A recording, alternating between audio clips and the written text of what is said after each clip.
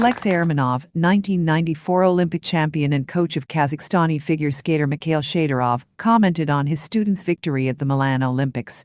Alexei Evgenovich, have you ever even dreamed of such a thing? Or were you really going to win?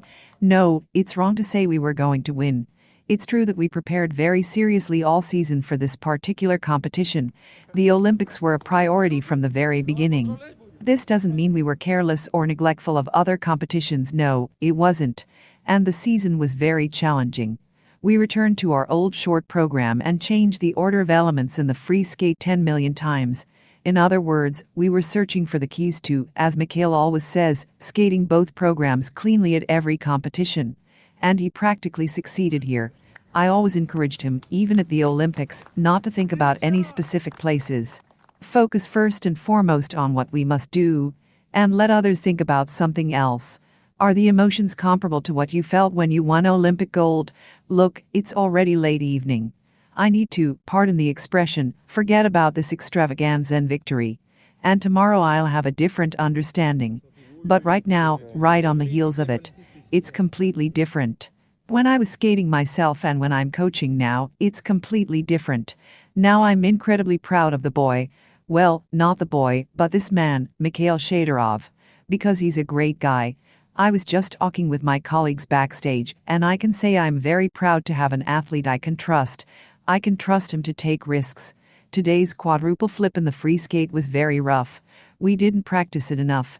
I was really worried about it. If it had been another athlete in his place, I would never have sent him to perform it. But I trust this athlete. When Mikhail was rising from that leadership chair, you said something to him right after his victory, probably important. What were they? I whispered something in his ear. You know, he had such a great practice this winter, it was simply amazing. And I told him, just don't let me become an Olympic champion after skating like that in practice. Shakes his finger. That's what I told him. Everything has its time. And now I told him. Do you remember what I told you? Ermanov said, Kazakh figure skater Mikhail Shaidorov will receive $250,000 for his victory at the Milan Olympics. In addition, Kazakhstan's President Kassym-Jomart Tokayev will award the figure skater the Order of Berries, second class. Shaidorov is the first figure skater from Kazakhstan to win an Olympic medal. In 2014, his compatriot Denis Ten won bronze. Alexei Ermanov completed an Olympic double. He won in Lillehammer 1994 for Russia, and now he has led Mikhail Shaidorov to gold at the Games. Clad in a Kazakhstan national team jacket, Ermanov sat modestly in a corner at the press conference. He tapped his phone and occasionally smiled when Misha made a clever joke. Your student is sitting in the center of the table like an Olympic champion. If you were shown that picture this morning, what would you think? Misha repeatedly said today that the ice is slippery and anything can happen. I was psyching Misha up for that, and myself too. You shouldn't think about the place, you should think about what you have to do. And you know, this guy, Mikhail Shaidorov, is a very talented guy. We've done a tremendous amount of work together and we're preparing specifically for the Olympic Games this season. Before that, not everything worked out, not everything went smoothly. But that's in the past. Why bother picking apart the details now, making excuses? You certainly don't need to make excuses. I just want to say that Misha is a great guy. He dreamed of performing well here in Milan at the Olympics. And he did everything he could to achieve that. Maybe you know a secret about how to motivate an athlete?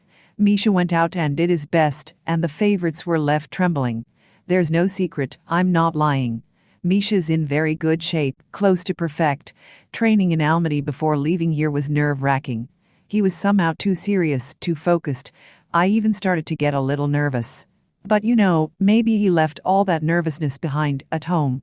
We flew to Milan, settled into the village, got our accreditations, and the next day we met, and I saw a completely different person.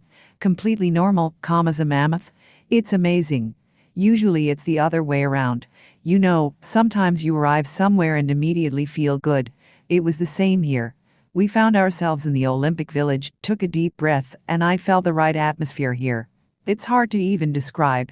I felt it in my bones. But you definitely couldn't have predicted that such a drama would happen to Ilya Malinin. I don't know how to explain it. Only the coaching staff and Ilya himself know. We can all guess. Maybe the nerves were overwhelming, maybe he couldn't handle the pressure that they'd already pinned the gold medal on him, and the whole stadium was just waiting for him to go out and win. I'm just throwing out some thoughts now, but we might not be aware of all the pitfalls. Did you see Petr Gumenic's performance? Misha and I were warming up on the floor at the time. The monitor was about 20 meters away, and I was keeping an eye on it. I saw that Petr skated brilliantly, he was a huge guy. But I can't really make out the details. We were so far away, after all. To debut at the Olympics with such a performance is already very impressive. Congratulations to Petya and his coach, Veronika Daneko. I respect both of them very much. Misha said you were preparing for the Olympics in Almaty, but you live in Sochi. Where do you mostly train now? We've been in Kazakhstan lately. We had training camps in Astana and Almaty, and now we are doing most of our training in Almaty because it's Mishin's hometown. Incidentally, his entire family has returned there, lots of relatives and friends. He feels comfortable there. Are the training conditions good there? They're fine. You don't seem so enthusiastic. I've lived in Sochi for the last 10 years, so I'm comparing it to Sochi. Everything there feels fresher, I suppose. But in Almaty, it's basically okay. There's a choreography room where you can work perfectly with mirrors. They started making really good ice here just before we arrived. There's a warm-up area. It might not be super comfortable, but it's good for training. We can't complain. You still have a school and students in Sochi, right? I have a good coaching staff, Yulia Sergeevna Mashintseva and Ilya Vasilievich Kalashnikov. They are great professionals whom I trust completely. When I'm away, the group stays with them. We are managing. Misha has talked a lot about the development of figure skating in Kazakhstan. Were you offered other students besides him? Of course, even throughout this season, I've received offers from various quarters to take on this guy, then that one. But I declined. At a time like this, I need to be completely focused on Misha so that no one interferes or distracts me. And as time has shown, it was the right choice. Mikhail Shaidorov looked very happy, but a little confused after his sensational victory. He took the longest time to complete the mixed zone, even though there are tens of times more journalists from Japan here than from Kazakhstan. But that evening, all the world's media were eager to talk to Shaidorov. Mikhail answered questions in both Russian and English, unfazed even by repeated questions about Ilya Malinin. If Shaidorov was upset by the questions, mostly about the American, he didn't show it. I was genuinely rooting for every athlete who competed after me. I wished them all the best and to be the best version of themselves. I wasn't thinking about any medal, especially a gold one. I figured that if I skated well, then, given the short program, I could be on the podium. But the most important thing was to show beautiful figure skating and how much I'd improved compared to last season. And figure skating in Kazakhstan has improved overall since I trained there mostly. What did you and Malinin say to each other after the skate? I was really rooting for Ilya. And when he started making mistakes, I couldn't believe it. He makes mistakes so rarely.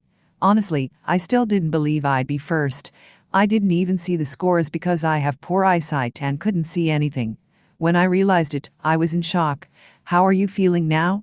It's an incredible feeling. I've been working towards this since childhood and dreamed of achieving everything I've accomplished over the years. I don't even know how to describe how I feel right now. Perhaps it helped that I skated early in the warm-up. I'd been waiting all day for the moment to finally get out there and skate. I was really looking forward to it. There was a lot of support for you in the stands. Yes, the support was incredible. Thank you all so much. I don't think I've ever seen so many Kazakhstan flags in my life. This is the best day of my life. Has the president of Kazakhstan called you yet? I still can't get over the fact that I've become an Olympic champion. And I don't know where my phone is. Maybe someone stole it, haha. You landed 5 quadruple jumps. Only Malinin had more challenging content announced. Was it a risk? I was planning on doing 5 quadruple jumps even before I arrived at the Olympics. I wanted to do everything I could and do everything I could. There was pressure. I saw all those posts on social media, but I think it actually motivated me. The triple axel quadruple flip combination is my trump card, and I didn't want to give it up. Even though I hadn't been able to do it for several competitions, I finally did it in Milan. The only skater from Kazakhstan to win an Olympic medal was Denis Ten in 2014. Denis Ten opened the sport to many skaters, including me. That's incredibly important. And I hope my medal will also open new doors for Kazakhstani children.